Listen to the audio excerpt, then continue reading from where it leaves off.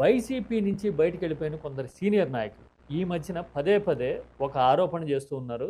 Coterie ఉంది జగన్ చుట్టూ, వాళ్లే దెబ్బతీశారు, ఇప్పటికే అదే కోటరీ ఉంది అని మాట్లాడుతున్నారు. అలాంటి కోటరీ మీకు కనపడిందా? సార్ ఒక మాట చెప్తా సార్, ఏ ముఖ్యమంత్రికైనా రోజు పనిచేయాలి, కొత్త పథకాలు ఆలోచించాలి. చంద్రబాబు లాంటి వాడికైతే ఎన్నికల్లో చెప్పిన ఆలోచించాల్సిన పని లేదండి.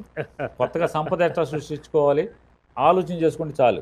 దానికి కూడా చంద్రబాబు నాయుడు గారు ఆలోచించాల్సిందే కదా. ఆలోచించుకోవాలంటే తనతో పాటు చుట్టూ ఉన్నటువంటి ఐఏఎస్లు, ఎందుకంటే ఐక్యూ లెవెల్స్ ఐఏఎస్లకు ఎక్కువ ఉంటాయి. అందుకే వాళ్ళు అంత కాంపిటేటివ్ ఎగ్జామ్లో వాళ్ళు సెలెక్ట్ అవుతారు. మనం సామాన్యులుగా మిగిలిపోవచ్చు. మనలో నాలెడ్జ్ బ్యాంక్ ఉండొచ్చు. గూగుల్కి ఏఐకి ఎంత తేడా ఉంటుందో అంతే. మనం గూగుల్ అనుకోండి, ఏఐ ఐఏఎస్ ఆఫీసర్లు, ఐపీఎస్ ఆఫీసర్లు.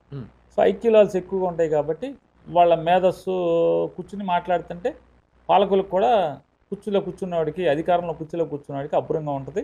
టప్ టప్ టప్ టప్ చెప్తూ ఉంటారు వాళ్ళు. సో అందుకని వాళ్ళతో డిస్కస్ చేస్తూ ఉంటారు, వాళ్ళతో అన్నీ చేస్తూ ఉంటారు. అదే క్వార్టరీ అవుతుంది ఎవరికైనా. పవన్ కళ్యాణ్ గారు గెలిచిన తర్వాత నిన్న మొట్టమొదటిసారి శాసనసభ్యులతో గెలిచిన రోజు చూసాం.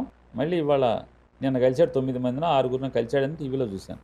కేవలం ఆ కృష్ణతేజానో హరిప్రసాదనో ఒక ఐఏఎస్ ఆఫీసర్ గారి గురించి మాట్లాడుకున్నాం కదా.